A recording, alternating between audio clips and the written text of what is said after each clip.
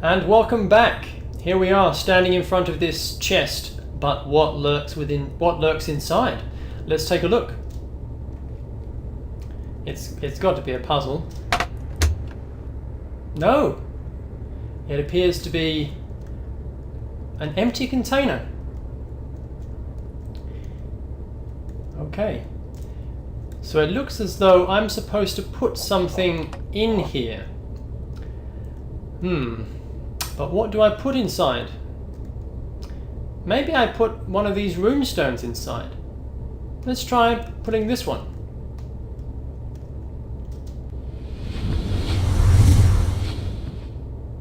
No, traveler. You must ensure the correct runestone is matched with the correct device. The devices are not calibrated to accept just any runestone.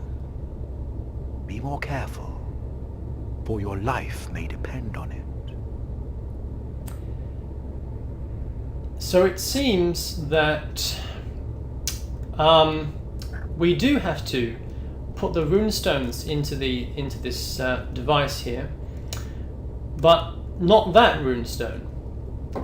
So we need to find a way of how we can identify which runestone we need. I'm going to walk back to the front of the Viking Museum. I think there's a book somewhere in this location that tells us how to do it. Yes, it's in the first part where we entered the museum. Aha. Okay. So let's find it. Not this book, presumably. No. No. And there's actually two clues for determining which runestone goes in which device, because there's a book here, but we also found in the Grand Hall there was this note that said symbol, location. Remember? Oh yes, you are right. So. And the combination of this book and that note gives us the location of every where every runestone should be put. So here we have the book, and we've got a message written in code, but I don't think that's relevant to us now. Let's have a look here. The Runes of Ragnarok. So we've got symbols, rune symbols. Let's take a look at our runestones, and you can see that the symbols match some of them. We've got the F symbol, we've got this sort of rosette symbol. So we have Manas. Manas represents the human race, humanity, and the shared human nature within each individual. It also represents the self. Gebo. Gebo represents partnership. It refers to is that engagements? Yes. I think it is. Engagements and weddings. But it also includes agreements, settlements, legal matters, and contracts. Anzus. Anzus is the signals or messenger rune. It represents both the spoken and the written word, as well as music and animal sounds. Othilia. Othila represents separation. Separation is the process of division, the process of removing and distinguishing one entity from another. Uruz. Uruz is the symbol for strength, including physical, mental, and spiritual. Perth is in Australia and is the rune of mystery. It also stands for initiation. Something hidden comes to light. Something hidden comes to light, or a secret is disclosed. Look beyond the surface, things are not always as they seem.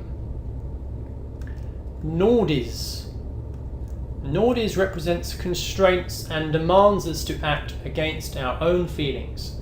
It also stands for destiny and is representative of the Norn. The Norns is power. in its terrifying dimensions. Norns. I wonder what Norns is. Ingwis. Ingwis is the symbol for fertility, and it indicates new beginnings. It is also the completion rune. It indicates that a situation has ended, that a plan has successfully concluded. Aiwaz is the defense rune. It provides protection and can help in increasing personal power and defense. It also suggests the passage and communication between different worlds and layers of reality. And finally, Algiz. Algiz stands for protection. In a peaceful way, it functions like a shield, keeping harmful things away. So these are the rune symbols, and like Marlies said, these relate, I think, to something that we saw back at the reception desk in the Grand Hall. Let's use our map to do that. I'm going to access the map here,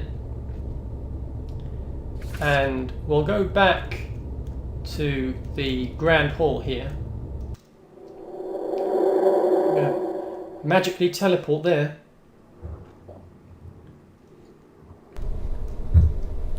How wonderful. Oh yes. Makes things much quicker.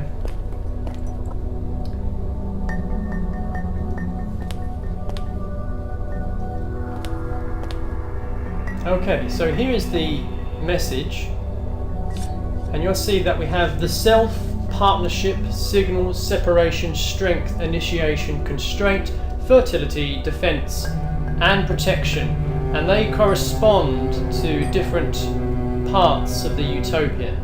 So we can see here that the self corresponds to the Viking Museum. So I guess that means that the runestone marked as the self is the runestone that we should be using for that chest in the Viking Museum. The problem is that I don't remember what the self runestone looks like. So I don't remember if we have the runestone for the Viking Museum. Do you know what the self runestone looks like, Marlies? Well, not by heart. I'm looking into it. Okay.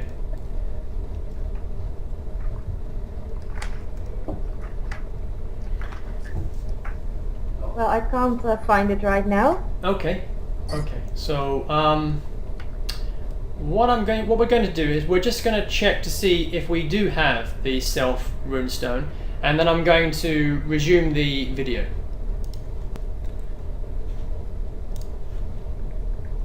Okay, so we've managed to check into this, and we do have the self runestone. Apparently, it's this one here, the second one. Yeah. So yeah, we can go back to the Viking Museum and use that on the chest. My goodness me, folks, you wouldn't believe that we made this game, but yes, we did. So let's go and access the map.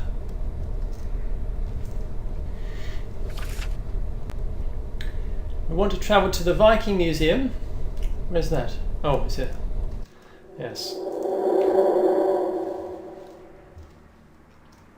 I do like that spooky sound. As you can tell, I put it in at every opportunity we could. Let's walk forward and find the chest.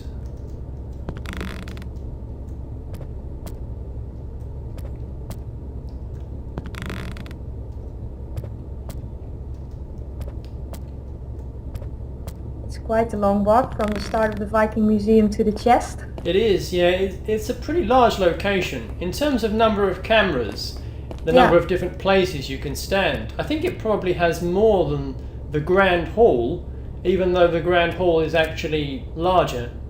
Yeah, but because of all the information that had to be in this location, well, I simply needed more cameras. Yeah. Places where we can stand. So let's open the chest. Now, if we are correct and we do have the self runestone, this should work. I'm going to select this and put it in the chest. Yes, that worked. And we have here a puzzle. Oh goody, it's a Tower of Hanoi puzzle.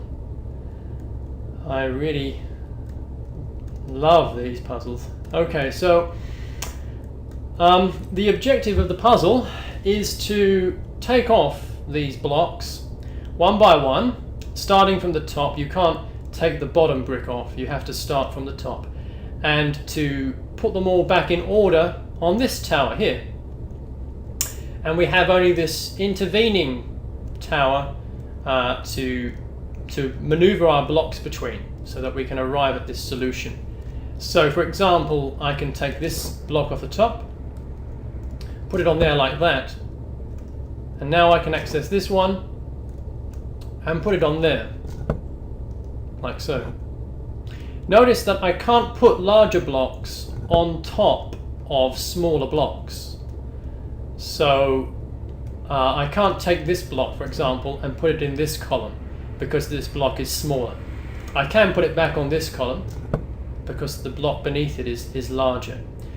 So we have to work out how to transfer these blocks from one tower to another. Not easy, but we're going to get started at doing that in the next video.